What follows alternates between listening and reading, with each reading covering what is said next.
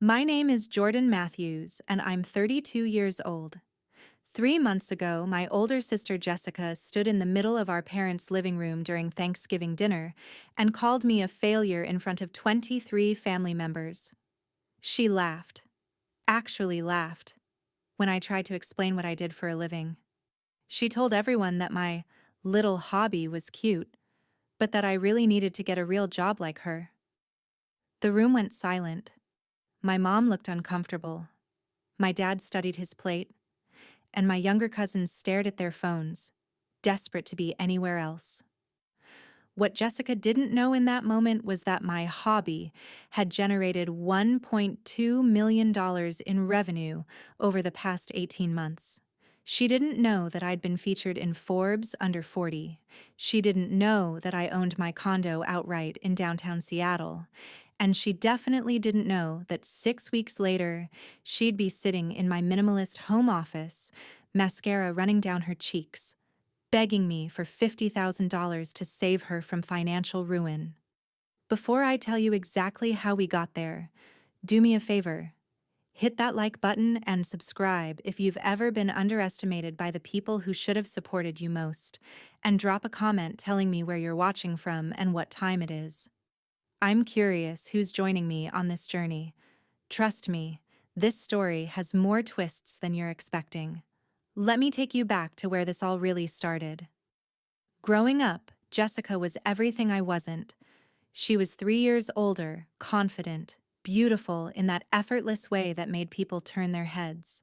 She had thick, dark hair that fell in perfect waves, green eyes that sparkled when she smiled, and this presence that filled every room she entered.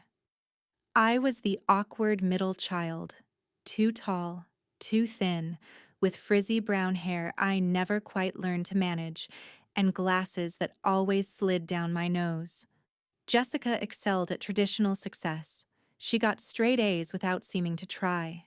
She was captain of the debate team, president of student council, prom queen. Our parents' refrigerator was covered with her achievements: honor roll certificates, newspaper clippings about her scholarship to USC, photos of her receiving awards. There was a whole wall in our hallway dedicated to Jessica's accomplishments. My stuff? Mom kept it in a box in the garage. I'm not saying this for sympathy. I'm telling you this because you need to understand the dynamic that shaped the next 15 years of my life. Jessica was the sun, and the rest of us were just planets in her orbit. She graduated summa cum laude with a degree in business administration. She got a job at a prestigious marketing firm in Los Angeles right out of college, starting at $65,000 a year.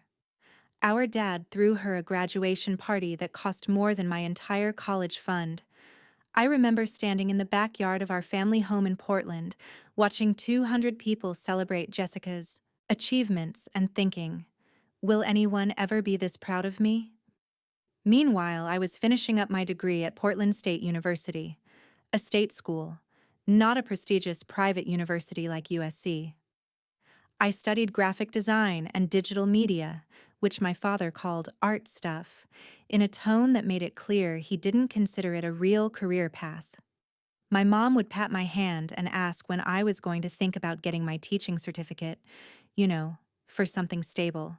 At family dinners, the conversations always circled back to Jessica, her latest campaign, her impressive client roster, the executive she was dating, the promotion she was gunning for. When people asked about me, I'd mention my freelance design work, and I'd watch their eyes glaze over before they turned back to Jessica. "That's nice, honey," Mom would say, in that voice parents use when they're trying to be encouraging but don't really understand what you're doing. But is it paying the bills? The truth? In those early years? Barely. I was living in a 400 square foot studio apartment in southeast Portland that smelled like the Thai restaurant downstairs. I was eating ramen 3 nights a week. I was charging $30 for a logo design because I didn't think anyone would pay more. I was the definition of struggling artist. Jessica loved to remind me of this. It started subtly. We'd be at family gatherings, and Jessica would make little comments. Oh, Jordan's still doing that design thing. It's so cute that you're pursuing your passion. The word cute felt like a pat on the head, like I was a child playing dress up, not a grown adult trying to build something. When I turned 25, I landed my first major client, a local brewery that wanted a complete rebrand. They paid me $5,000, which felt like winning the lottery. I was so excited I mentioned it at Sunday dinner. Jessica's response: "That's great. You know, I made that in bonuses last month, but every bit helps when you're starting out." The air left the room. My achievement, which had felt so significant moments before, suddenly seemed small, pathetic even. I smiled and nodded and changed the subject. This became the pattern. Any success I shared was immediately dwarfed by Jessica's bigger, better, more impressive accomplishments. Got a new client? Jessica just got promoted. Raised my rates? Jessica got a $15,000 raise. Excited about a project? Jessica's campaign just went viral and was written up in advertising age. My brother Marcus, the youngest at 27, stayed out of it. He was a high school teacher, making $45,000 a year and perfectly content. "I don't understand why everything has to be a competition," he told me once over beers. "Can't you just both be successful?" But that's the thing. It wasn't a competition to me. I just wanted my family to see me, to acknowledge that what I was building mattered, to ask about my work with genuine interest instead of polite obligation. That never happened. So I stopped sharing. It was easier that way, less painful. When I turned 27, I made a decision that changed everything. I was tired of scraping by, tired of being seen as the family disappointment, tired of explaining that yes, graphic design was a real career. I decided to get serious about my business.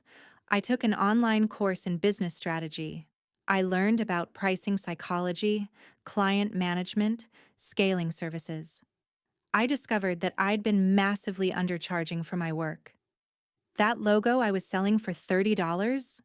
Industry standard was between 500 and 5,000, depending on the client. I rebuilt my entire business model.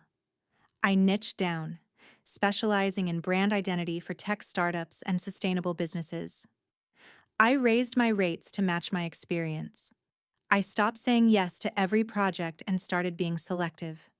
I built a website that showcased my best work, not everything I'd ever done, and I didn't tell my family any of it. When they asked how work was going, I said, "Fine."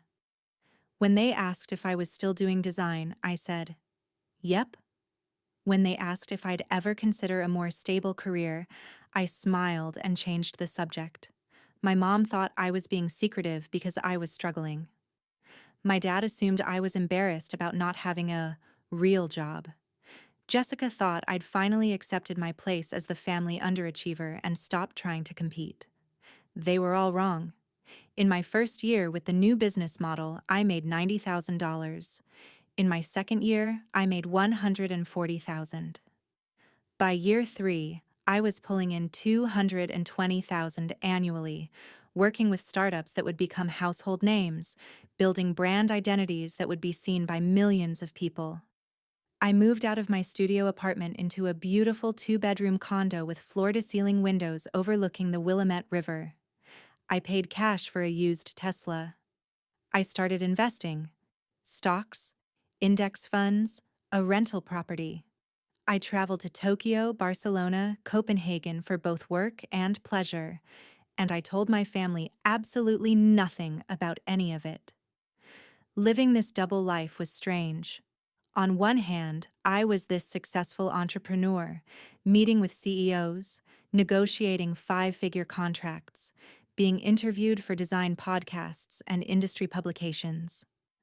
On the other hand, I was still Jordan the disappointment at family dinners, listening to Jessica talk about her accomplishments while everyone nodded approvingly. My parents still lived in the same house in Portland where we grew up, about 20 minutes from my condo. I'd drive over in my Tesla and my dad would ask, "How's that electric car treating you?" Those are getting pretty affordable now. He assumed I'd bought used, probably financed, definitely struggling to make the payments. I'd smile and say, "It's great, Dad." Jessica got engaged when I was 29.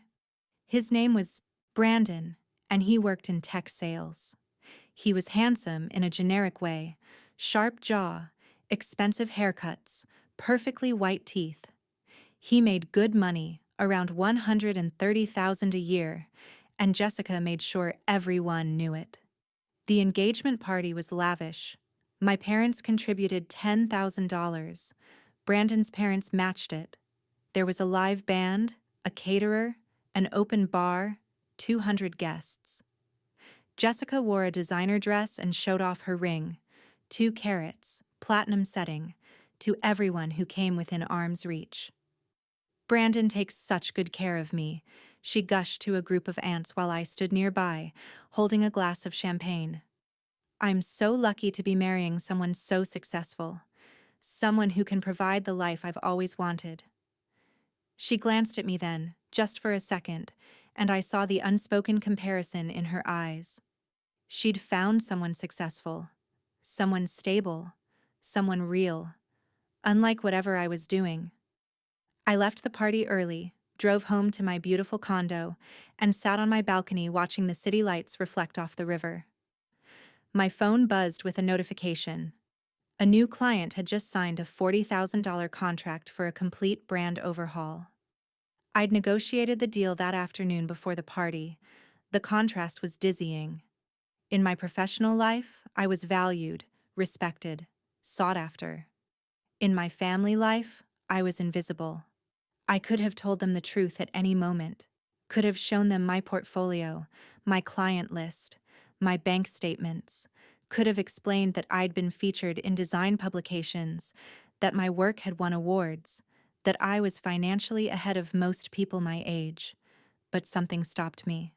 Pride, maybe, or hurt, or the knowledge that even if I told them, it might not matter. Success looks different to different people. And to my family, success was a corporate job with a title and a salary and benefits. Entrepreneurship was risky. Freelancing was unstable. Art was a hobby. So I stayed quiet and let them think what they wanted to think.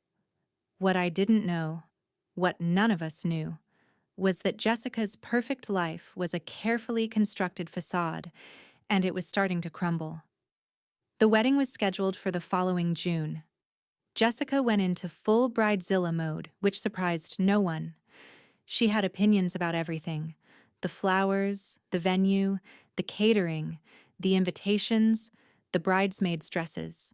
She hired a wedding planner but micromanaged every detail anyway. The budget kept growing. What started as a $50,000 wedding ballooned to $80,000, then $100,000.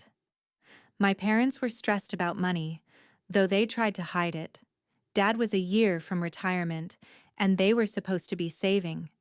But Jessica was their golden child, and they couldn't say no to her. "It's her special day," Mom said when I gently suggested that maybe Jessica could scale back a bit. "She deserves to have the wedding of her dreams." Nobody asked if I needed help with anything, for the record. Not that I needed it, but the assumption that I wouldn't, that I couldn't possibly have anything important going on in my life, stung.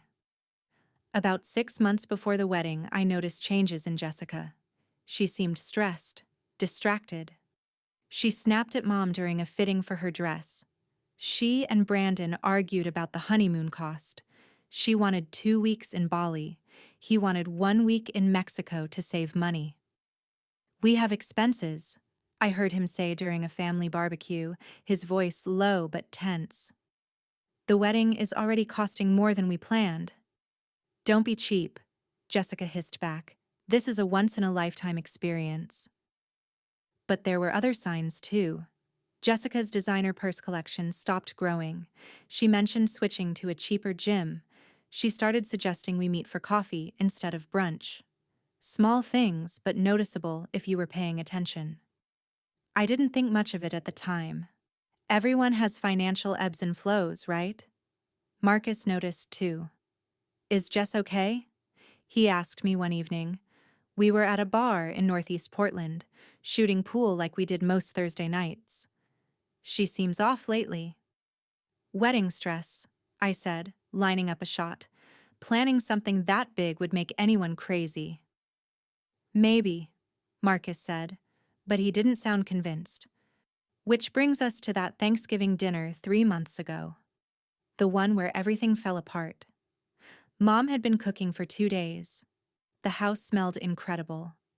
Turkey, stuffing, pumpkin pie, all the traditional dishes. She'd set the dining room table with her good china, the stuff that only came out for major holidays. Extended family was coming. Aunts, uncles, cousins, grandma. 23 people total. I brought a really nice bottle of wine, a Spanish Rioja that cost $80. I'd learned about wine over the past few years, had taken a sommelier course for fun. Nobody knew that either. Oh, wine, how nice, Mom said, barely glancing at the bottle before putting it with the others. Jessica arrived an hour late with Brandon. She looked stunning, as always, in a cashmere sweater and designer jeans. But there was tension in her jaw, tightness around her eyes. Brandon looked stressed too, checking his phone constantly. Dinner started well enough. The food was amazing. Conversation flowed. Grandma told the same stories she told every year. Uncle Mike got too drunk too quickly, also a tradition. Then came the moment when everyone goes around the table saying what they're thankful for. This was Mom's favorite part, the ritual that made it feel like Thanksgiving. When it got to Jessica, she straightened in her chair, and I recognized the look on her face. It was the same expression she'd had before winning debate competitions in high school. Confident, almost predatory. "I'm thankful for my amazing career," she said, her voice carrying across the table. "I just got another promotion. I'm now Senior Director of Marketing Operations, making $195,000 a year base salary, plus bonuses." She paused for the impressed murmurs, which came right on cue. "And I'm thankful for Brandon, who's been crushing it in tech sales. We're looking at houses in the Hollywood district, you know, the nice part of Portland, with a budget around $800,000. More impressed sounds. Dad beamed with pride. Mom's eyes got a little teary. "It's incredible what you can accomplish when you work hard and have real careers," Jessica continued, and I felt something shift in the air. "When you make smart choices and build something stable." Her eyes landed on me. Unlike some people who are still playing around with hobbies and wondering why they're not getting anywhere in life. The room went completely silent. The only sound was the heating system clicking on. I felt everyone's eyes turn to me. My face went hot. "Jessica," Mom said softly, a gentle warning. But Jessica wasn't done. She'd started, and she was going to finish. "I'm sorry, I have to say something because nobody else will," Jessica said, her voice taking on this concerned, almost pitying tone that was worse than outright cruelty. "Jordan, you're 32 years old. You've been doing this design thing for what, almost 10 years now? And you're still struggling, still living in that tiny apartment, still driving around in that old car."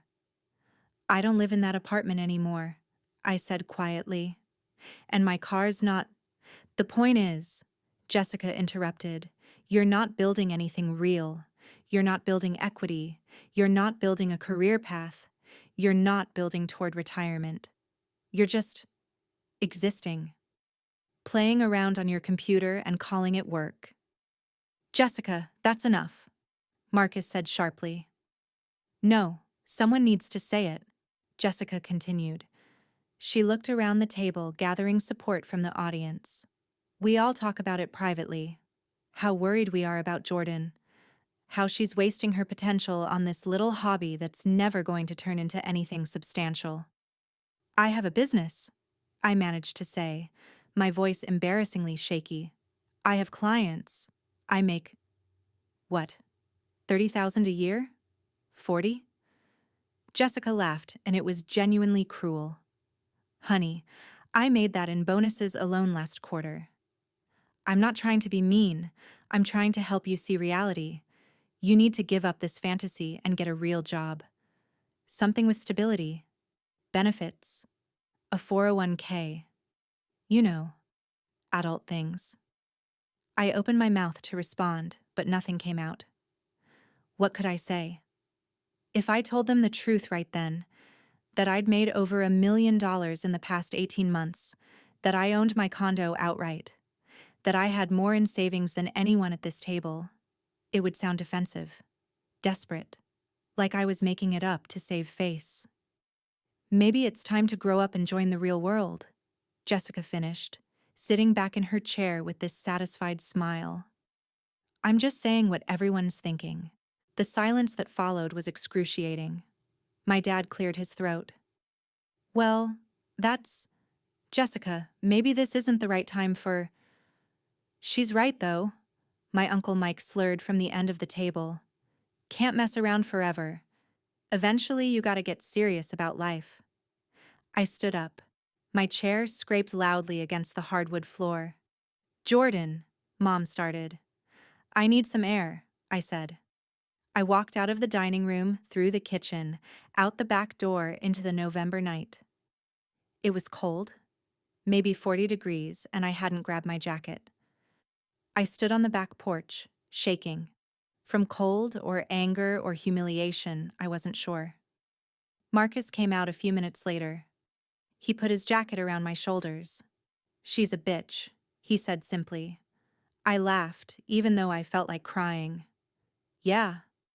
You should tell them, Marcus said, about the business, about how well you're actually doing. Why? I asked. So Jessica can minimize it somehow? So everyone can question why I didn't say something sooner? So they can make it weird? So they can stop treating you like you're failing, Marcus said. I shook my head. If they cared, they would have asked. Really asked. They would have shown interest in my work instead of dismissing it. They would have visited my place, seen how I'm living, noticed the details. So what are you going to do? I looked back at the house, at the warm light glowing through the windows, at the shadows of my family moving around inside. I'm going to leave, I said, and I'm going to stop coming to these things for a while. Jordan, I'm done, Marcus. I turned to face him. I'm done being invisible. I'm done being the disappointment. I'm done pretending it doesn't hurt when they dismiss my entire life. I've been building something incredible, and they couldn't be bothered to notice. So I'm done. I gave him back his jacket, went inside only long enough to grab my purse, and left without saying goodbye. I cried the whole drive home. I didn't answer my phone for 3 days after Thanksgiving. I had 47 missed calls and 62 text messages by the time I finally looked. Most were from Mom. Please call me. We should talk. Jessica didn't mean it like that. You're being dramatic. A few from Dad. Call your mother. This is silly. Family is family. One from Jessica. Sorry if I hurt your feelings. Just trying to help. Several from Marcus, all supportive. You good? Proud of you for walking out. She's getting worse, BTW. Something's going on. I didn't respond to any of them except Marcus. I texted him back. I'm fine, need some space.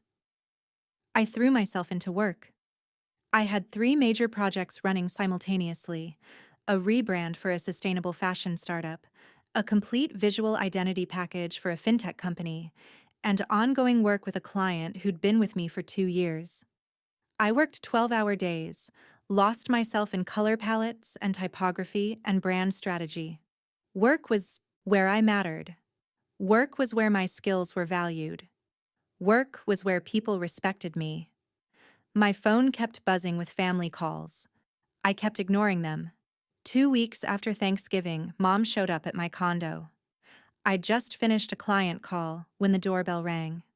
I opened the door in my home office clothes, leggings and an oversized sweater, and found Mom standing in the hallway holding a Tupperware container of leftovers. "You didn't come to Sunday dinner," she said, her voice tight. "For 2 weeks." "I've been busy," I said. "Can I come in?" I hesitated, then stepped aside. This was the first time either of my parents had visited my new place. I'd lived here for almost 2 years. Mom walked in, and I watched her take in the space. The open floor plan with the chef's kitchen, the living room with the designer furniture and original art on the walls, the view of the river through the massive windows, the Sonos speakers, the real plants, not cheap fake ones, thriving in the natural light. "This is nice," she said, and I heard the confusion in her voice. "How can you afford this?" "I work," I said simply. "But—" She looked around again, clearly trying to reconcile this space with her image of me struggling to make ends meet. "This must cost—" "I own it," I said, outright. "No mortgage." Her mouth literally fell open. "What?" "I bought it 2 years ago. Cash." "How could you possibly—" She stopped, shook her head like she was trying to clear it. "I don't understand." "That's because you never asked," I said, and I was surprised by how calm my voice sounded. "You never asked about my business. You never asked to see my work. You never asked about my life beyond how's work?" Which isn't really asking. It's just being polite. That's not fair. "Mom, when's the last time you asked me a specific question about my business? Not how's work, but something real, like who my clients are, or what kind of projects I'm working on, or what my rates are, or how my business is growing." She opened her mouth, then closed it. She couldn't answer because the answer was never. "You want to know what I do?" I continued. "I create brand identities for tech startups and sustainable businesses. I've worked with 3 companies that have gone on to raise over $10 million in venture capital funding. My work has been featured in Forbes, Fast Company, and Communication Arts. I've won 2 industry awards. I make more in a month than Jessica makes in a quarter." Mom stared at me like I was speaking a foreign language. "Last year, I made just over $1 million in revenue," I said. "This year, I'm on track for 1.4 million. I have zero debt. I own this condo. I own my car. I have 6 figures in savings and an investment portfolio that's doing really well. I'm not struggling, Mom. I'm succeeding. I have been for years." "Why didn't you tell us?" she whispered. "Because every time I tried to share anything, Jessica made it small. Every accomplishment was overshadowed. Every success was dismissed. So I stopped sharing. And none of you noticed. None of you thought it was weird that I stopped talking about my work. None of you asked why I was suddenly private about my life. You just assumed I was failing because that fit the story you'd already decided about me. That's not true. It's completely true."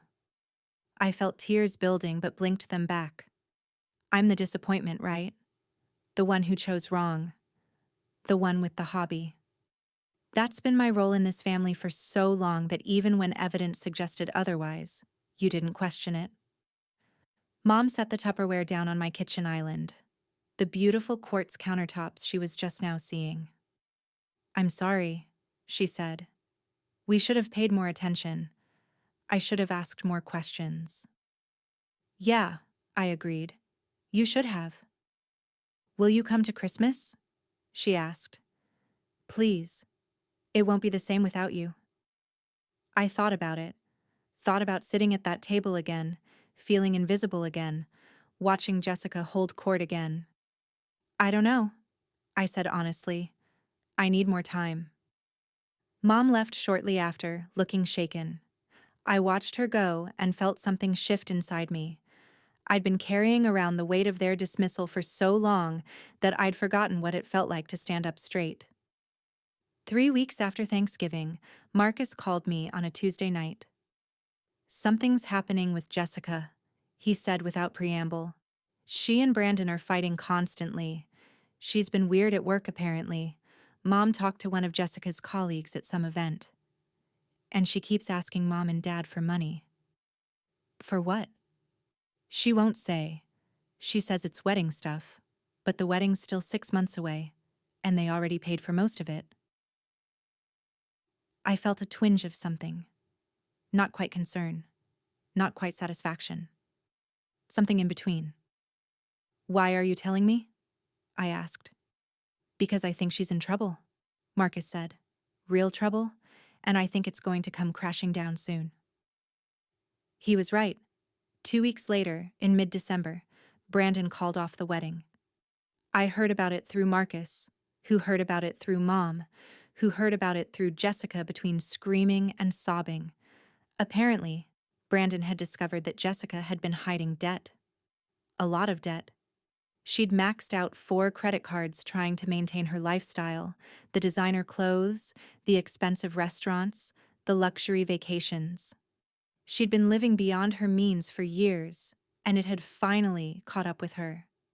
The promotion she'd been bragging about? It came with a $20,000 raise, not the implied massive jump.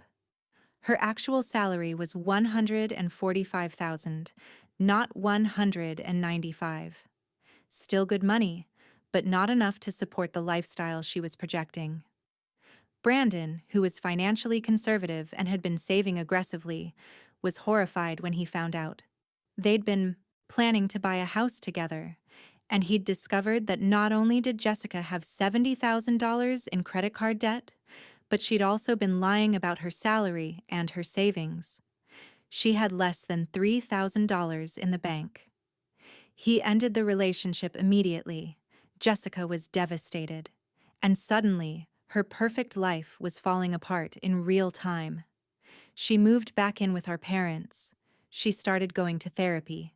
She had to tell her company she needed to postpone some work travel because she couldn't afford the upfront costs, even though she'd be reimbursed later. The family rallied around her, of course. Mom and Dad helped her move. They paid for her therapy. They gave her money for essentials. Everyone was worried about Jessica, checking on Jessica, making sure Jessica was okay. I stayed away from all of it. I didn't feel good about her suffering. I'm not a monster. But I also didn't feel obligated to join the support brigade. She'd been cruel to me, and she'd been living a lie while looking down on my authentic success. I felt something close to neutral about the whole situation, until she called me in early January. I was working from a coffee shop in the Pearl District, my favorite spot with the good Wi-Fi and excellent cold brew. My phone rang with Jessica's number. I stared at it for 3 rings before answering. "Hello? Jordan?" Her voice was thick, like she'd been crying. "Can we talk?" "We are talking," I said. "I mean in person, please. I need to see you." Every instinct told me to say no, but curiosity won. "When?" "Are you free now? I'm at Mom and Dad's. I could come to you." I gave her the coffee shop address and waited. She arrived 20 minutes later looking like a completely different person from the polished, confident woman at Thanksgiving. Her hair was in a messy ponytail. She wore leggings and a hoodie. No makeup. Her eyes were red and swollen. She slid into the chair across from me and immediately started crying. "I'm so sorry," she sobbed. "I'm so sorry for what I said at Thanksgiving. I'm sorry for how I've treated you. I'm sorry for everything." I sipped my coffee and waited. "I was projecting," she continued. "I was drowning financially, and I was so jealous that you seemed happy. You weren't trying to impress anyone. You weren't keeping up with impossible standards. You were just living. And I hated you for it because I couldn't do that. I had to be perfect. I had to be successful. I had to be the golden child." "So you tore me down?" I said quietly. "Yes." She wiped at her face with her sleeve. "Yes, and I'm so sorry. You didn't deserve that. You've never deserved how I've treated you." People at nearby tables were starting to stare. I suggested we walk instead. We left the coffee shop and wandered through the Pearl, past the galleries and boutiques and converted warehouses. Jessica told me everything. How she'd felt pressured to be perfect since childhood. How that pressure had followed her into adulthood. How she'd started overspending to maintain an image of success. How the debt had piled up. How she'd lied to Brandon, to our parents, to herself. I lost everything, she said. My relationship, my savings, my dignity. I'm 35 years old, living with my parents and buried in debt. Meanwhile, you. She laughed, but it was hollow. Mom told me about your condo, about your business, about how successful you actually are. Okay, I said, unsure where this was going. You were the smart one, Jessica said. You built something real. You didn't care what anyone thought. You just did the work and lived your life. And I was so busy looking down on you that I didn't see you were actually winning. We walked in silence for a while. Snow was starting to fall, light and powdery. What do you need, Jessica? I finally asked. You didn't come here just to apologize. She stopped walking. We were in front of a gallery window displaying abstract paintings. She looked at our reflection in the glass. I need help, she whispered. I need $50,000. There it was. I've been working with a financial advisor, she continued quickly.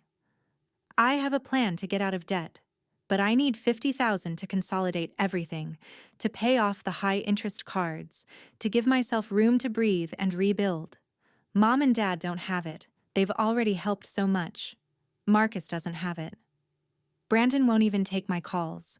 You're my last option. So I'm the last resort, I said. That's not... I didn't mean it like that. You spent years treating me like I was less than you. You humiliated me in front of our entire family. You called my career a hobby and laughed at my life. And now you need my money. I know. She was crying again. I know how it looks. I know I don't deserve your help. But I'm drowning, Jordan. I'm working with a financial counselor. I'm in therapy. I'm doing everything right now to fix this, but I need a lifeline. Please. I looked at her standing there in the falling snow, mascara-less and broken, and I felt nothing.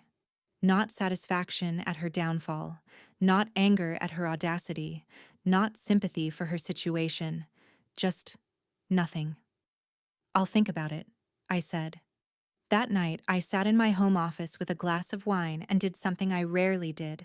I called my best friend Rachel, who I'd known since college and who'd watched my whole journey. She asked you for 50 grand?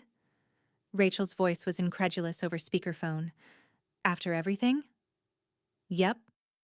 Tell me you said no. I said I'd think about it. Jordan. Rachel's tone was the verbal equivalent of a disappointed headshake. You don't owe her anything. She was horrible to you. I know. Then why are you even considering this? That was the question, wasn't it? Why was I considering it? Because I can, I said slowly, working it out as I spoke. Because $50,000 won't destroy me financially. It won't even significantly impact my life. And because, I don't know. Maybe this is a chance to show her who I really am. Not the failure she thought I was. Someone who has their life together enough to help. That's your ego talking, Rachel said, proving yourself to someone who doesn't deserve it. Maybe, I admitted, but also, she apologized, really apologized, and she's trying to fix things. People can change, right? People can, Rachel agreed, but they don't always. Desperation makes people say things they don't mean. Once she's back on her feet, she might go right back to being the same Jessica. We talked for another hour. Rachel played devil's advocate, making sure I was thinking clearly. I appreciated her for that. For being the friend who asked hard questions instead of just telling me what I wanted to hear. After we hung up, I sat with the decision for 2 more days. I looked at my finances. I could afford to lend her the money. I could even afford never to get it back if it came to that, though it would sting. But this wasn't really about the money. It was about power dynamics and self-respect and family and who I wanted to be. In the end, I decided to help her, but on my terms. I invited Jessica to my condo on a Saturday morning. She arrived promptly at 10, looking nervous. "Come in," I said, and led her to my home office. It was a setup straight out of a business meeting. I had a folder on my desk with printed documents, 2 bottles of water, professional, but not cold.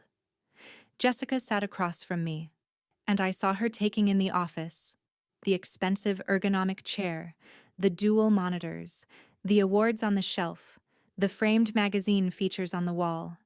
This was my domain, and I wanted her to see it. "I'll lend you the $50,000, I said without preamble. Her face flooded with relief. "Oh my God, thank you." I held up a hand. "Let me finish. I'll lend you the money, but we're doing this properly. With a contract. With terms." I slid the folder across the desk. Inside was a promissory note I'd had my lawyer draft. "Interest rate is 3%, which is below market but not free," I explained.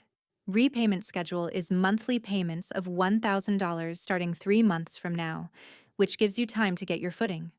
The whole loan will be paid off in 5 years at that rate." Jessica was reading through the contract, her eyes widening. "This is really generous," she said quietly. "There are also conditions," I continued. "First, you have to continue working with your financial advisor and provide me with quarterly updates on your progress. Not because I don't trust you, but because financial accountability matters." She nodded. "Second, you pay off your highest interest debt first. No new credit cards, no unnecessary expenses. You're rebuilding, not maintaining a lifestyle." "Okay." "Third, and this is the most important one, you respect me. My career, my choices, my life. You don't dismiss what I do. You don't minimize my success. You don't compare your life to mine. If you can't speak respectfully about my work, don't speak about it at all." Jessica's eyes filled with tears. "I understand. Do you?" I leaned forward. "Because this isn't just about the money, Jessica. This is about years of being made to feel small, years of being invisible in my own family, years of having my accomplishments dismissed. I'm successful. I've been successful. And I'm done pretending otherwise to make other people comfortable." "I know," she whispered. "I see you now. I really do." "Then we have a deal." I pulled out a pen. "Sign the contract." She signed. I signed. I transferred $50,000 to her account right then using my phone. She watched the number appear in her banking app and started crying again. "Thank you," she said. "I'll pay you back. Every penny. I promise." "I know you will," I said, and I meant it. Whatever else Jessica was, she wasn't a thief. She'd pay me back because her pride wouldn't allow anything else. After she left, I sat in my office and felt something I hadn't felt in years when it came to my family. I felt powerful. Not in a cruel way, but in an authentic way. I'd set boundaries. I'd helped on my terms. I'd demanded respect. It felt good. I decided to go to Christmas at my parents' house. Marcus had been asking, and Mom had called twice, carefully not mentioning Jessica, but clearly hoping I'd come. Christmas Eve was different from Thanksgiving in every possible way. First, there were only 10 of us. Immediate family plus Grandma and Uncle Mike. Intimate instead of overwhelming. Second, when I arrived with gifts and that same expensive wine that no one had appreciated at Thanksgiving, Mom actually looked at the bottle this time. "Is this the same one from before?" she asked. "Similar," I said. I'm sorry I didn't appreciate it then, she said quietly. I'm trying to pay more attention now. It was a small moment, but it mattered. The biggest change was Jessica. She was subdued, quieter than I'd ever seen her. She wore a simple sweater and jeans. No designer labels, no flashy jewelry. She helped in the kitchen without trying to take over. She listened more than she talked. When gift exchange happened, she gave me a wrapped box. Inside was a book, The Creative Entrepreneur, by a designer I admired. There was a note tucked inside. I should have given you this years ago, should have celebrated you instead of competing with you. Still learning. Thank you for everything. Jay. I looked up at her, and she gave me this small, sad smile. I'd gotten her a gift too, chosen carefully, a leather-bound journal and a nice pen. For your fresh start, I'd written in the card. Dinner was pleasant. For the first time in years, people asked me about my work. Really asked. Dad wanted to know what kind of clients I worked with. Mom asked to see my portfolio. Uncle Mike, slightly drunk but not mean, asked how I'd learned to do what I do. I showed them my website on my phone, showed them logos and brand identities for companies they recognized, showed them the features in Forbes and Fast Company. I had no idea, Dad said, scrolling through the Forbes article.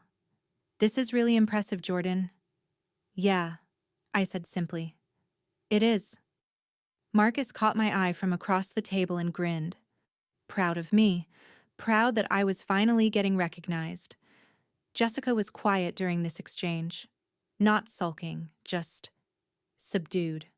Processing, maybe. Seeing me get the attention she'd always claimed for herself. But she didn't interrupt, didn't minimize, didn't compare. She was trying, and that mattered. January through March were busy months. My business continued to grow. I hired my first employee, a junior designer named Amy who was hungry and talented and reminded me of myself 5 years earlier. Teaching her, mentoring her, felt incredibly fulfilling. I also started dating someone. His name was Connor, and I met him at a design conference in San Francisco. He was a UX designer at Apple, smart and funny, and completely unimpressed by status symbols. He appreciated my work because he understood it. He asked questions because he was genuinely interested. We took things slow, but it felt healthy, real, different from the few relationships I'd tried to maintain while being invisible to my family. Jessica sent me her first loan payment in March, $1,000, exactly on schedule. She included a note, month 1 of 60. Thank you for believing I could do this. She also sent quarterly financial updates like the contract required. She was sticking to her budget. She'd paid off 2 credit cards. She was seeing her therapist every week and attending a financial workshop her advisor recommended. Marcus kept me updated on the family dynamics. Jessica was different, he said. More humble, more aware. She was working hard at her job but not defining herself by it anymore. She'd started running and reading and volunteering at a local women's shelter. She's actually becoming a person I like, Marcus told me over beers one Thursday. It's weird. In April, Jessica asked if we could meet for coffee. Not to talk about money or problems, just to talk. I agreed, curious. We met at a cafe in Selwood, this quirky neighborhood spot with mismatched furniture and local art on the walls. Jessica ordered a regular coffee, black. No $5 latte, no expensive pastry, just coffee. I'm learning who I am without all the stuff, she said. Without the designer bags and the expensive dinners and the Instagram perfect life. It's strange. Strange good or strange bad? I asked. Both? She laughed. It's uncomfortable, but also kind of freeing. I don't have to perform anymore. We talked for 2 hours. Really talked. She asked about my business, and I told her about the challenges of hiring employees and managing growth. I asked about her therapy, and she told me about unpacking childhood, pressures, and perfectionism. It wasn't completely easy. There were still moments where I felt my guard go up, where I waited for her to say something dismissive or competitive. But those moments didn't come. At the end, as we were leaving, she hugged me. A real hug, not the performative kind at family gatherings. "I'm really proud of you," she said. "I should have said that years ago, but I'm saying it now. I'm proud of you, and I'm grateful to have you as a sister." I hugged her back. "Thanks, Jess." It felt like the beginning of something. Not the relationship we'd had before, which had been toxic and competitive, but maybe something better, something real. By summer, the entire family dynamic had shifted. Sunday dinners became more balanced. People asked me about my work as much as they asked Jessica about hers. Marcus's teaching career, which had always been sort of overlooked, suddenly got more attention too. Dad even started asking him specific questions about his students and curriculum. It was like Jessica's fall from grace had broken some kind of spell. The family had been so focused on worshiping at the altar of her perfection that when that image shattered, they had to confront how unbalanced everything had been. Mom apologized to me one Sunday in June. We were alone in the kitchen, cleaning up after dinner. "I'm sorry I didn't see you," she said, scrubbing a pot with more force than necessary. "Not really see you, I mean. You were always right there, doing interesting work, building a life, and I just didn't pay attention. I was so focused on Jessica's traditional success that I couldn't see your unconventional success." "Why?" I asked. Not accusing, genuinely curious. She was quiet for a long moment. "Because I understood her path. College, corporate job, climbing the ladder. That's what I knew. That's what made sense to me. Your path was unfamiliar. Art and entrepreneurship and freelancing. It scared me. I didn't know how to support something I didn't understand, so I just didn't." "You could have asked," I said gently. "I know." She set down the pot. "I'm asking now. Will you tell me? About your business? About what you do every day? About what you're building?" So I told her. Standing in that kitchen where I'd grown up, I explained my business model and my client relationships and my creative process. I showed her current projects on my phone. I told her about Amy, my new employee, and how exciting it was to help someone else grow. Mom listened, really listened, and asked questions that showed she was trying to understand. "You built all this yourself," she said when I finished. "From nothing. That's incredible, Jordan." "Thanks, Mom." She hugged me, and I felt years of hurt start to dissolve. Not disappear completely. That would take time. But dissolve. Jessica continued making her monthly payments, like clockwork. $1,000 every single month. In the notes section of each payment, she'd write something. Month 12, getting stronger. Month 18, still grateful. Month 24, halfway there. She rebuilt her life methodically. She got a roommate to split costs. She sold most of her designer wardrobe on consignment sites. She brown-bagged lunch instead of eating out. She did the hard, unglamorous work of financial recovery. And she changed. Really changed. Not overnight. And not perfectly, but noticeably. She became less concerned with appearances and more focused on substance. She stopped posting her entire life on social media. She started having hobbies that weren't about impressing anyone: hiking, pottery, book club. "Financial rock bottom was the best thing that ever happened to me," she told me one day, about a year into the loan repayment. I hated it while it was happening, but it forced me to figure out who I actually am, not who I thought I should be. She even started dating someone new, a high school teacher named David who made $55,000 a year and didn't care about status symbols. They met at a volunteer event. He made her laugh. He didn't care that she'd been engaged before or that she'd made financial mistakes. He likes me, Jessica said, sounding almost surprised. Not my job or my potential earning capacity or what I can do for his image. Just me. That's how it should be, I said. In year 3 of the loan, Jessica got another promotion at work. A real one this time, with a significant raise. She called me immediately. I got senior vice president, she said, excited but not performative. 195,000 base salary. That's amazing, Jess. Congratulations. Thanks. And listen, I want to accelerate my loan payments. I can double them now, pay you back faster. You don't have to. I want to. You gave me a chance when no one else would, or could. And I want to close this chapter and move forward, knowing I did this right. She started paying $2,000 a month. The loan that was supposed to take 5 years was paid off in 3.5. When she made the final payment, she took me out to dinner. Not somewhere expensive and flashy, but to this great neighborhood Italian place with amazing pasta and reasonable prices. We're even, she said, raising her glass of house red wine. Financially, at least. Financially, I agreed. I'll never be able to repay what you really gave me, though, Jessica continued. You gave me a chance to rebuild with dignity. You could have said no. You could have made me beg. You could have held it over my head.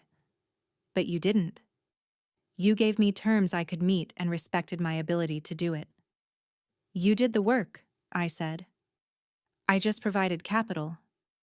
You provided more than that. You showed me what real success looks like. Not the Instagram version.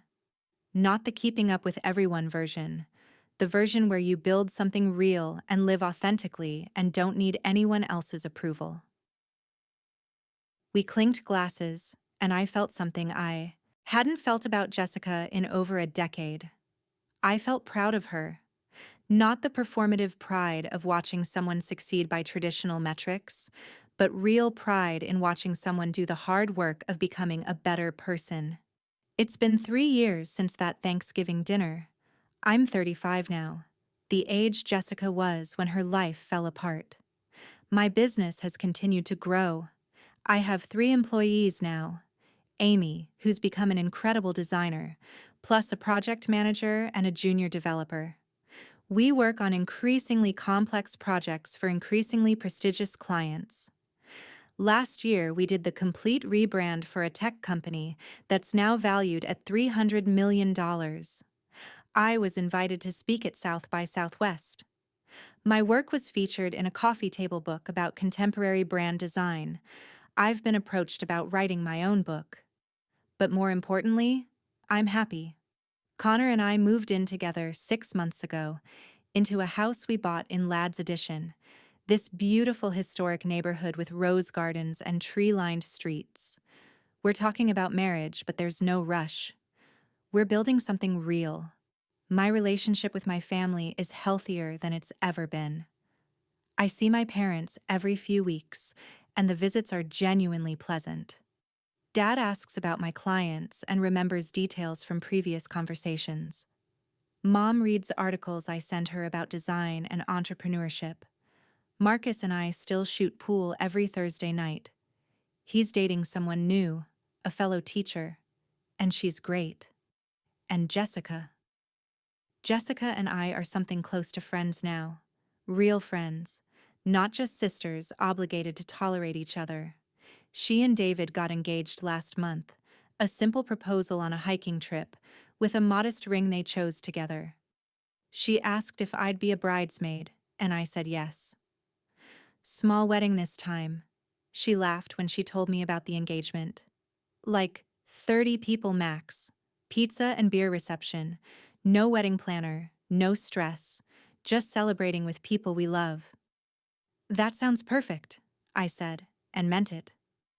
The other day, Jessica and I were grabbing coffee, a regular thing we do now every few weeks, and she asked me something that surprised me. Do you regret it? She asked. All those years of not telling us about your success? Of letting us think you were struggling? I thought about it. Really thought about it. No, I said finally, because if I'd told you earlier, it would have been to prove something, to seek approval, to compete. The fact that I built everything without your validation, that I succeeded without needing you to see it, that made it real, that made it mine. And now? Now I can share it from a place of security, not from a place of needing acceptance. That's the difference. Jessica nodded slowly. I think I'm starting to understand that. How much of my life I built for other people's approval instead of my own fulfillment. It's a hard lesson, I said. Yeah, but a necessary one. We sat in comfortable silence for a while, watching people walk by on the street outside the coffee shop. You know what's funny? Jessica said.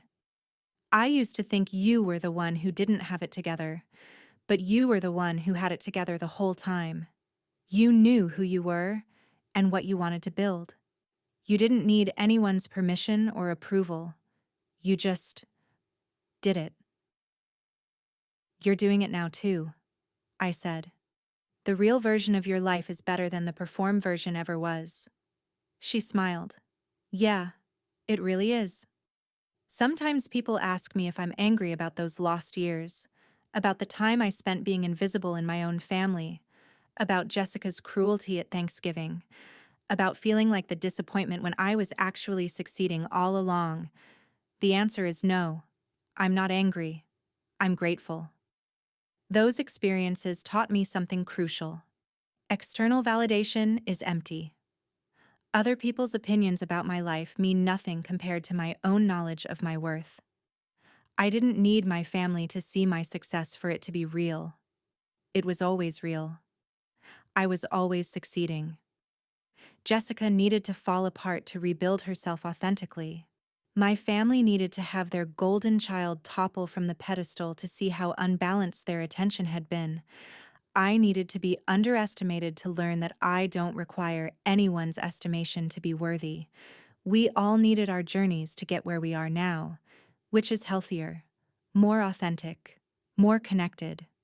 I still work hard. I still build my business. I still push myself to grow and improve. But I do it for me now, not to prove anything to anyone. I do it because I love the work. Because I love creating something from nothing. Because I love helping clients tell their stories visually. And when I sit down for family dinners now, I participate fully. I share my successes without minimizing them. I ask questions about other people's lives with genuine interest. I've stopped making myself small to make other people comfortable. Because I'm not small. I never was. I built $1 million business from scratch. I own my home. I have financial security. I have a career I love. I have a partner who values me. I have a family that's learning to see me. I have employees I'm mentoring. I have a life I'm proud of. And none of that required anyone's permission. That Thanksgiving dinner 3 years ago, the one where Jessica called my business a hobby, was painful in the moment. Humiliating even. But it was also the catalyst that forced me to stop hiding, to stop shrinking, to stop waiting for my family's approval to live my life fully. So no, I'm not angry. I'm free. And that's worth more than any validation could ever be. So that's my story. The story of how I built something incredible while being completely invisible to the people who should have seen me. The story of how my sister's cruelty became my liberation. The story of how sometimes the people who underestimate you are doing you a favor. They're teaching you that you don't need their belief to succeed. If you've made it this far, thank you for listening. If you've ever felt invisible in your own family, if you've ever been underestimated by people who should support you, if you've ever built something in secret because sharing felt too vulnerable, I see you. Your success is real whether anyone acknowledges it or not. Before you go, do me a favor. Smash that like button if this story resonated with you. Subscribe for more real-life stories about family drama, justice, and people who overcome the odds. And most importantly, drop a comment below. Tell me, have you ever been underestimated by your own family? How did you handle it? Did you prove them wrong, or did you just stop caring what they thought? Also, what time is it where you are right now? And what city are you watching from? I love seeing where my stories travel. And if you stuck around until the very end, if you're still reading this right now, comment hobby business. So I know you made it through the whole story. You're the real ones. Remember, you don't need anyone's permission to succeed. You don't need anyone's validation to be worthy. You just need to do the work, stay true to yourself, and let the results speak for themselves. I'm Jordan Matthews, and this was my story. Thank you for being here. I'll see you in the next one.